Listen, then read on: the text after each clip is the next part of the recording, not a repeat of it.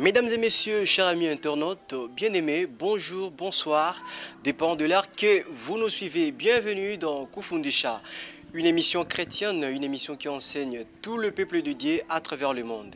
Aujourd'hui, nous allons parler sur la religion et la coutume. Est-ce que la religion peut être en relation avec la coutume?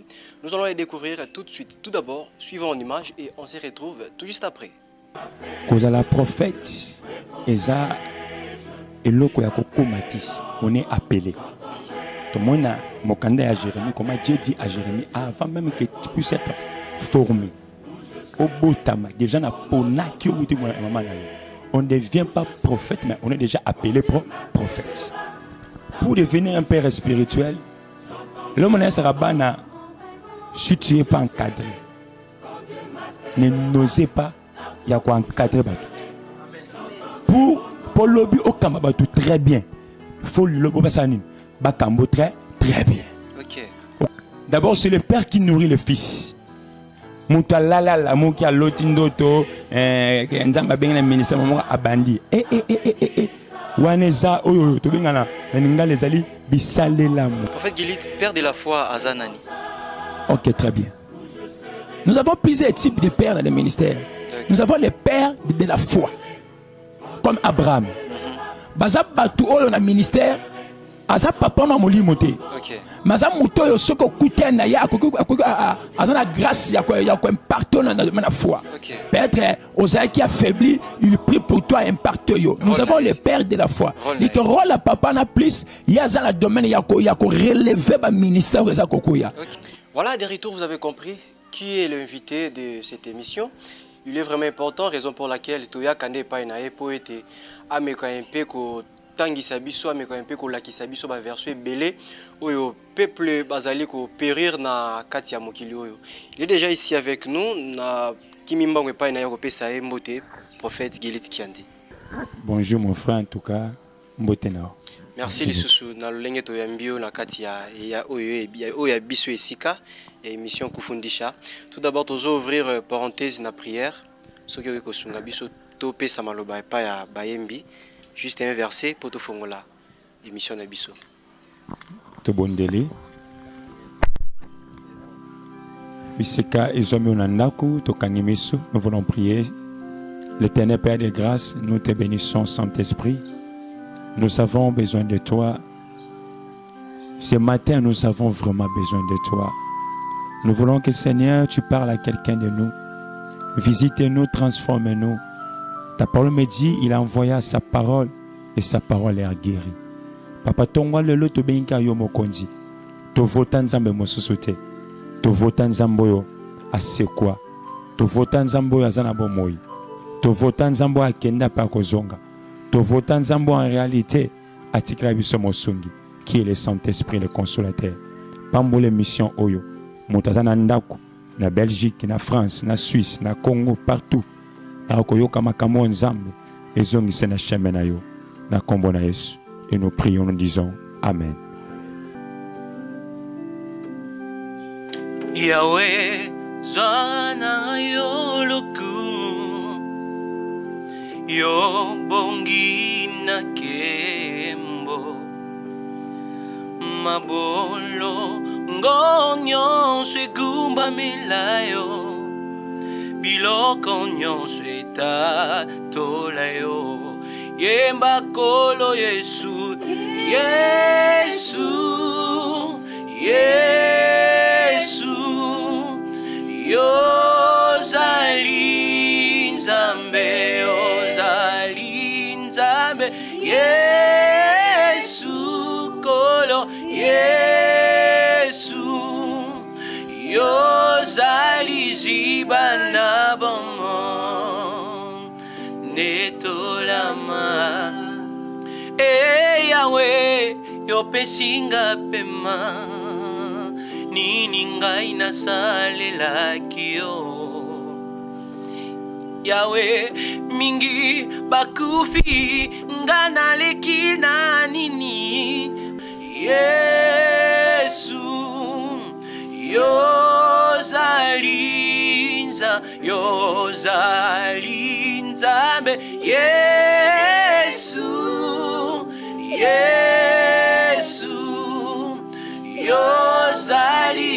bana bamon netolama o nyonso pona yo yawe nangae nyonso pona yo lelo keba nyonso pona yo nyonso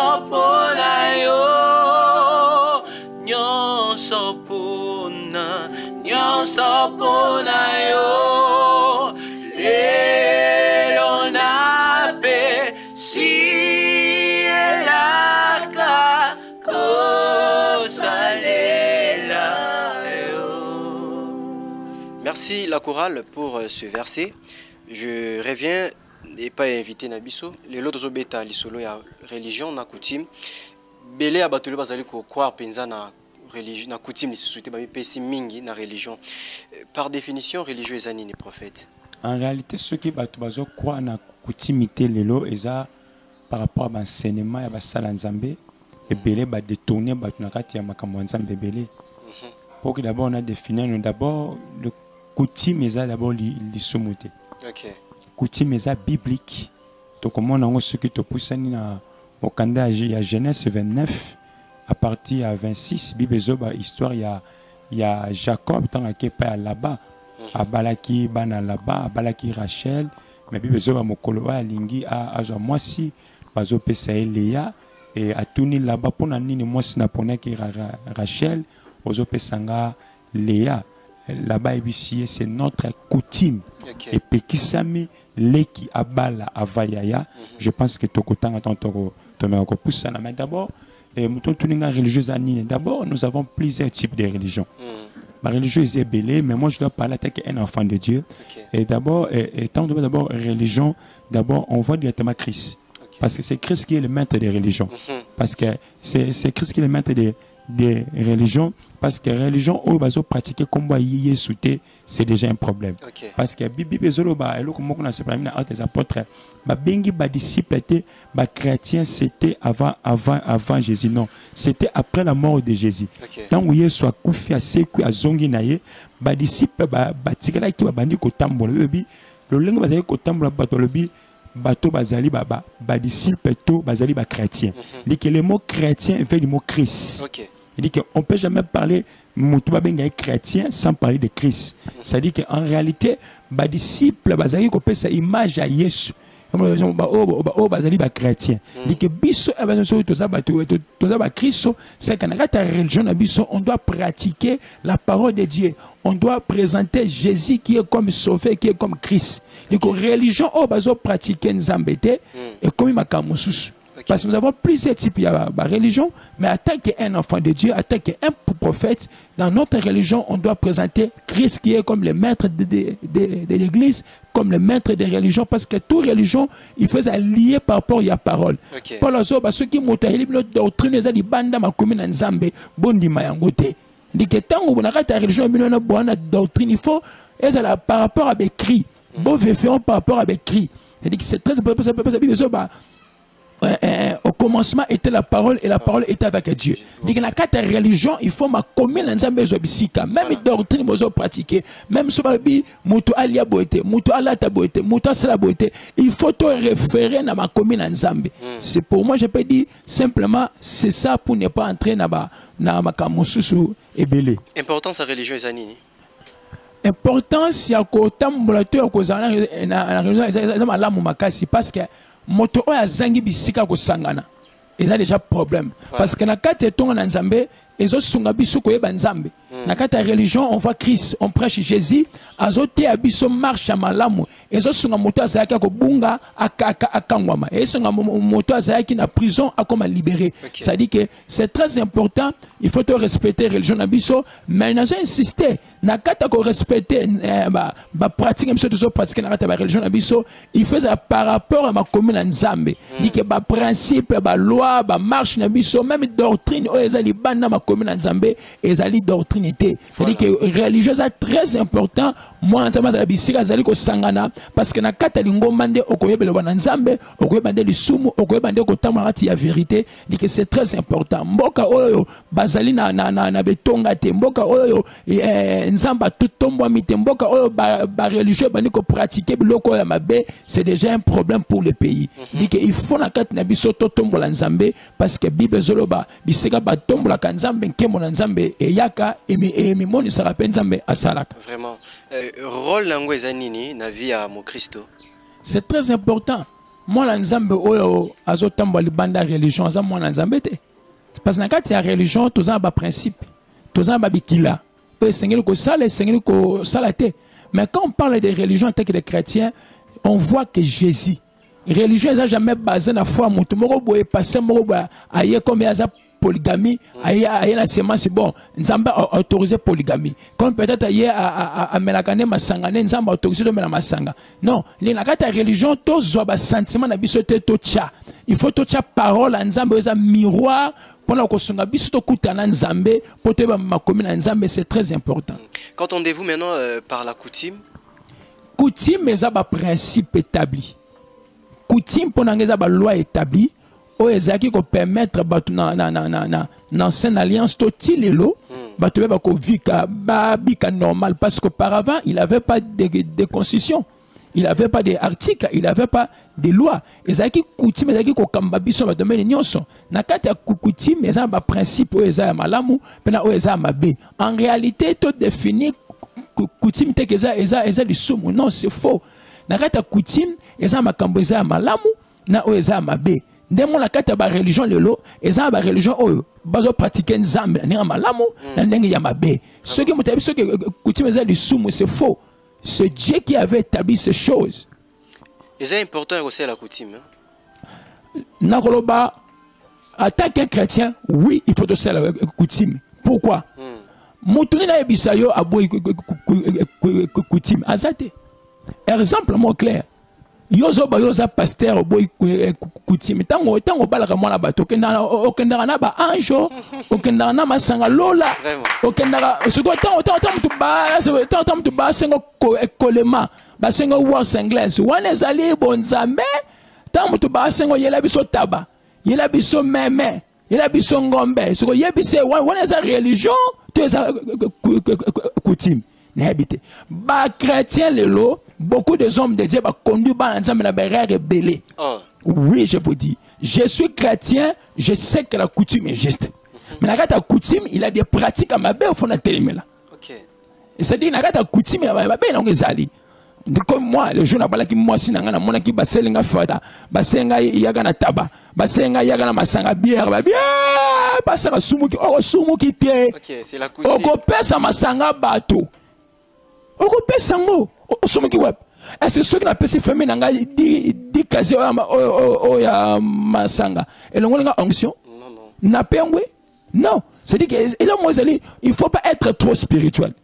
Il faut être spirituel. Les lobbies sont noirs, bisoba bantou parce que l'évangile qu'on nous a amené en Afrique, et ça évangile est détourné biso mingi.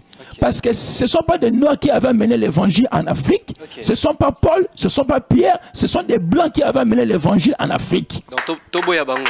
Non, on ne doit pas refuser l'évangile de Jésus, mais quelque part, détourner son évangile. Mais là, c'est un principe normal, il y a du soumouté, et c'est une normalité. Exemple, dans la coutume na biso pesi loi que ceux qui m'ont amoni bomba tata na ye azana malédiction. Le bisika na kindokeza. C'est normal, c'est biblique. Même moi na ya Noé ramona papa azali pe maudit. Like babela musu na coutume to ba kindokeza ba et ça ba respect. Et ça bilo mo ba chepo mtoza na ba barrière. Nesinga na yebi na mboka biso ba bokla biso ke mona muke alekana na kata mikolo te ezali ekila. En réalité, c'est équilaté. Et ça, c'est un signe de respect. Tu ne peux jamais passer ce micro dans la carte au leka. Mais les lots, dans les lots. Ceux qui me collent, il faut tellement opérer kit. Na coutume na biso. Mais les lots, dans les lots. En bout de tinasuka. Pourquoi? Parce qu'à la plupart, nous, des hommes de Dieu, tu détournes peuple dans un principe qui est normal. coutume j'insiste ça. On ne peut jamais vivre sous la terre sans la coutume. Ok. Mais le pasteur rebelle, c'est la coutume. Tu vas créer problème. Donc, lelo mabala mingi balami mutake azobota te passer na yo mutaza auteur na ba passer mingi lelo ba kangi mabala batu mutake aboti te pona pasteur pour amema ki trop spiritualité. Baby si mutu pesa tabaya comité o pesa mutu wana mutu nzamba yebi singai kaka akos kaka ya taba ono boa lelo ozobota te talango ozona nango wana France wana Belgique ozobota te à cause de taba. Mais la vie est liée par des principes. Il y a des choses dans la vie il faut pas que boyango coutume mais ça pouvoir nzamba pesa ki bakoko na biso. Mais la kati on suko bero ba kisa kindoki peut-être ça mais nete mutu abisio OK pas musala nzambe to pas mutu abisio somba gilet na rato ba nzoloko pour sa guérison des coutume wana ça mabe. Mais na kata coutume j'ai beaucoup de cas. Moi moko fala ba la passer à Saint-Baba ba sengi taba ba côté intercession ba lobite nzamba biso pesi taba wana yo moko kokufa. Oh là là. Car à cause de taba wana aboya meliba le sama melelo mutu azo banate. Et quand on a pris le tabac, on peut s'aider.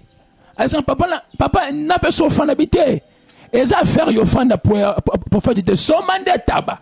Comment peut ça nous faire une famille? Vraiment. Pourquoi? Parce que les hommes de Dieu va détourner par l'ensemble que tout qui est dans la coutume dans ma vie. Non. Je suis simple, je prêche la vérité, je crois à Jésus 100%, mais je sais que la coutume est juste. Il y a des trucs qui est normal et là, ils ont ma vie. Exemple, avant on avance. Je suis pasteur. Bazoba la moananga. N'imposer BRT. Na fartir à moananga. C'est la folie. Moi, Nazaraya, maman, na tata. Vraiment. Moi, je suis pasteur dans la BRT. Na kata fartir les balles ceux qui passent 30 casiers. Nati anga ceux qui 5 casiers anga secret. BRT pour la banoko. Pour la na fongo moananga c'est là. Vraiment. Bismo to bengi kindoki azaki soki na maluku to bengi ye tina libala no akota rate akoti ponini o biso to melaka masanga te biso to melaka ngo non biso to melaka bière te mais na libala mo na nga ko senga ba bière vraiment na ko senga ba bière pona ba noko na ye ba praticien ba coutume ebele bazobo ya existence de Jésus-Christ. Non, en réalité moto aboyi Yesu ami Loki. Mutaboy Yesu ami Loki.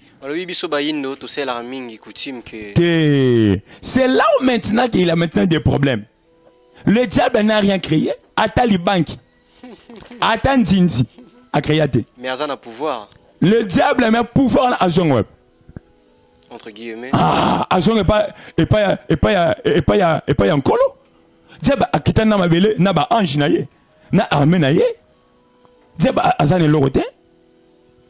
Oh, an est l'oroté. Préparer Bible ba n'apocalypse vers le temps de la fin. A rosa na cacho. Bon Yesu nam ta a roche cacho. Vraiment. Dieu fidèle, il restera toujours fidèle. Prophète, coutume ezali ko jouer rôle ni n'est pas biso africain. Coutume ezali jouer rôle makasi. Et pas na biso africain, ezali d'abord signe ya respect. Ezali d'abord ba principe, ezali méthode de vivre oyo bakoko na biso bazaki kotambo nango même ceux qui otali lelo mabe na biso oyo lelo ya kisasa loto eza mabela ba kinote eza mabela ba wumbu ba to ne ba onde bakolo ya ba mabele et que coutume jouer rôle moko très important ya ezo permettre peu mutu bo transmettre même ba communication na bino ya ba cliti na bino surtout ça aujourd'hui. Ce qui les lots même ba cliti na biso ba art na biso eza reconnu parce que to bafoué ba principe mosusu vraiment les questions jouer rôle makasi coutume na biso eza makambe ben akati kuna il a des richesses eza makambe belé ce que l'andi ba recherche au monde que makambe belé makasi comme un jour nazaki na ndaku na landa TV na landi nengani ni kisasa et salama d'abord eza d'abord na Matadi comme ville et Longwe et Kisasa na classe na tika ko zongote na landi na moni ba centre comme ça côté wani que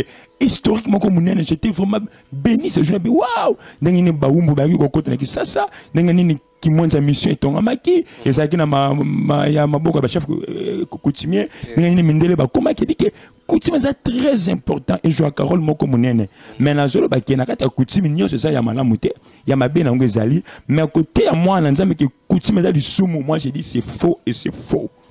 En fait, le loba collègue nayo bazali kolanda yo et belepe bazali classer bango parmi ba chef coutumier que non ceux qui n'ont akufi yo il faut pour remplacer conseil ni repesa bango. D'abord na baki na coutumier za malamu na mabe. Comme moi-même je vous prêche ici. Na botem la famille qui en vous. OK. Les gens de Bandundu bayebi yango, bayaka bayebi yango. To botem la famille oyo bokonzi. Papa aboti papa nanga. Azaki chef coutumier ya village qui a là. OK. Kota ba son lunda ba tembu kuna. Et j'arrive jusqu'à la village na tela ba paranga. Et na mona ki ba principe coutume mosusu.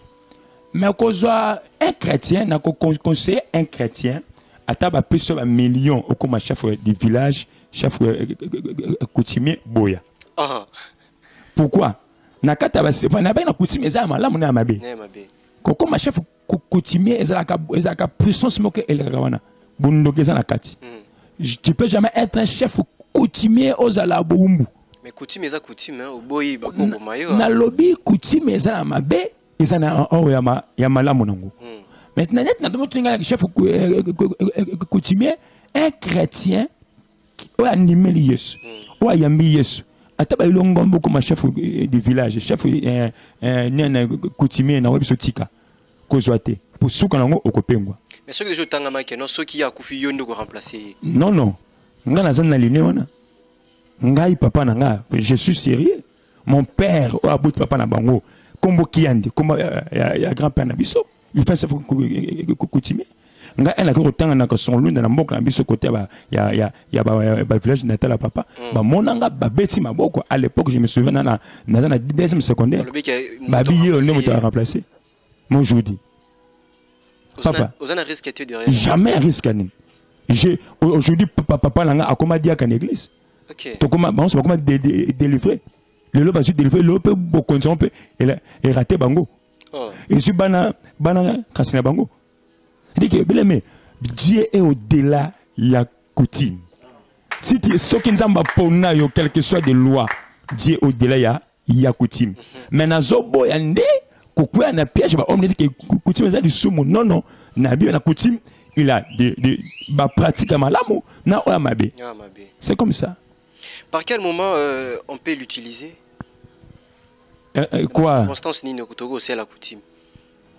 Mais c'est belé. N'est-ce pas mariage? Ba kinzonzi. OK. Yo moi da kinzonzi ça na anglais. Ata bozolo ba anglais. Ata bozolo ba français. Bozolo dans la origine bino. Donc faut moi les casses za la wana. Moi masanga tsama pesa la wana. Moi l'invité à faut za la wana. C'est des choses comme ça. En tout cas, je vous dire quelque chose aujourd'hui.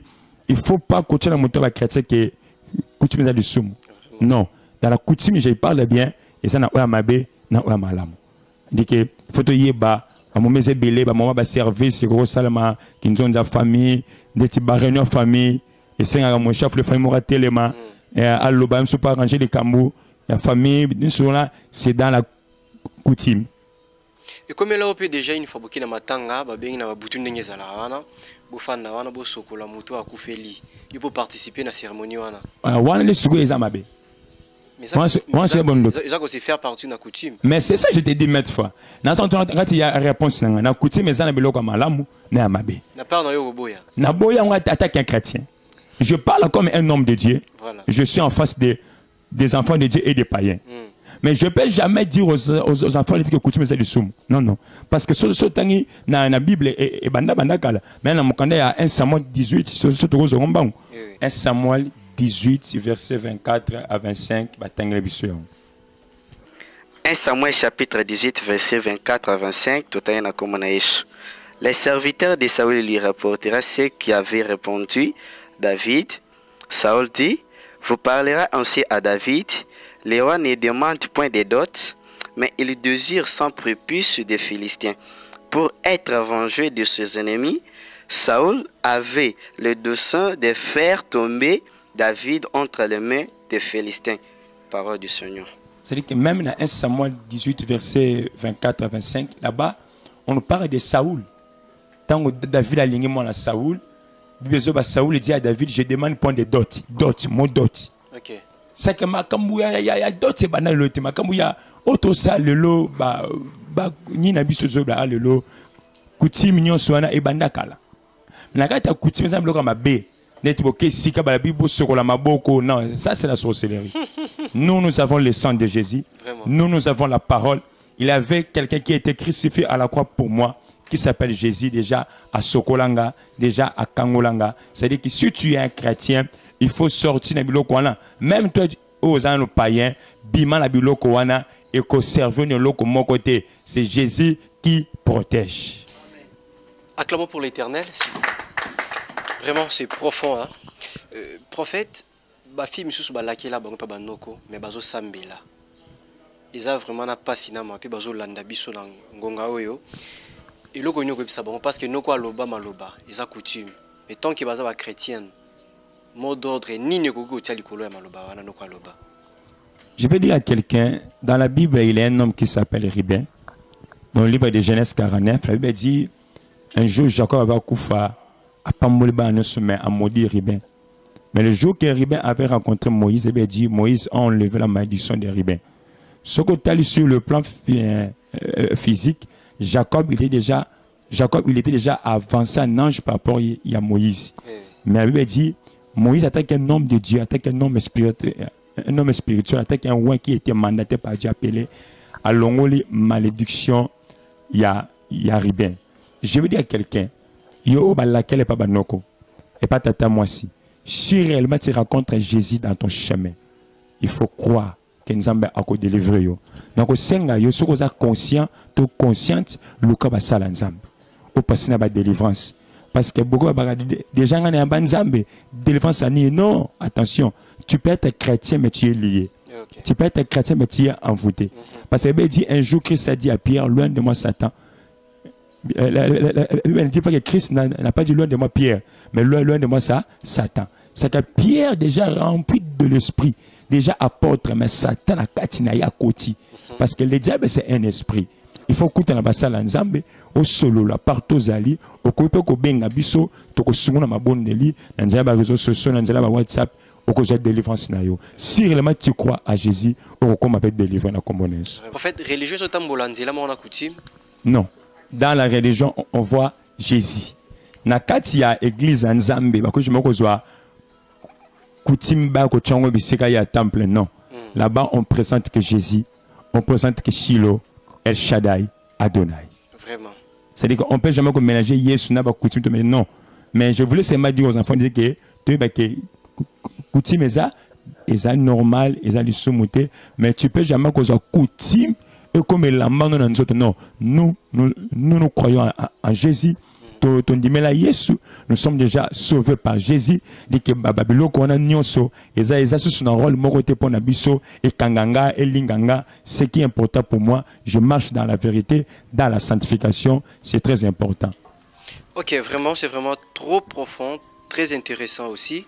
Na bayo bazali kola nabiso. Prophète toujours chuté, tout même déjà ko chuté na émission nabiso. Ba prophète, pasteur to ba sali na nzambe oyo. Bazo ko utiliser coutume na kati ya ba église parce que moni na manzambe zo simbata su coutume akoti sina kati ukebisa bango nini et comme bondoki nzambe ba mélange gaete elle veut dire il est un Dieu jaloux il partage pas sa gloire et ça comme mutake panganga azuzem ayesu pas pasteur abonner le coton nganga abonner pour na zoisième koto passer abonné pour la deuxième sur mouton a comme la deuxième à une église bandeko alléluia amen na comme la deuxième amen koto bino auto bobeti na maboko ko ben nganga sani abeti na maboko parce que ko pas akene pa nganga ce que j'aime de ce baptême j'aime nganga to j'aime yanzam mais si tu sers Dieu reste dans l'œuvre de Dieu nzambe basangi sakaete il faut rester fidèle à Jésus il faut croire à Dieu. Une dernière question pour te chuter.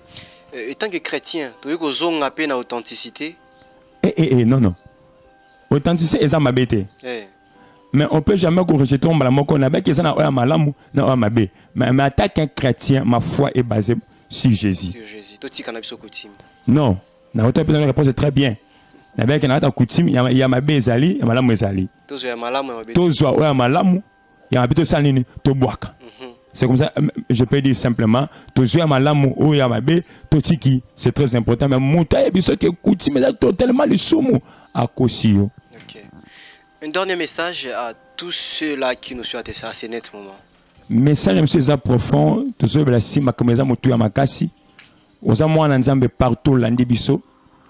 Biloko esimbi obenga to sungo na mabondeli. Mais je vais dire à mwana nzambe moko niyo seza na coutume eza kindokite.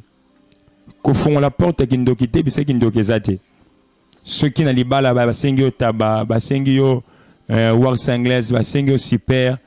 Il ne faut pas être trop spirituel, pesa. Lelo, ils ont ban nzambe belé bazal lié na mabota na bafoye na bango parce qu'un jour il était mal prêché. Donc senga yo ozo sancho za ba combat oyo. Ya ba lien famille, ba réclamation. Noko moko aloba pona yo okobala te, okobota te. Bible so ba la malédiction sans cause ni les sans effet. Mais ce que mon Jésus sait qu'il avait quelque chose au fond là qui porte mon corps. Tu peux appeler par cet numéro plus 243 68 45 411 plus 243 89 68 45 411. C'est le même numéro dans l'appel normal na WhatsApp au composant par Facebook au komika prophète Guide Kendi Banzenza au kozonga directement petit ka motomoko na monde entier bisika zali o azaki lié na ba condamnation na ba loi na déclarer ba loi tikayo. Ceux qui baloboko ko simba mwana te simba mwana. Ceux qui na libote zaki na ningomoka famille bakanga mabala bakanga bétoile na dégager onction simbo na kombo na Yesu.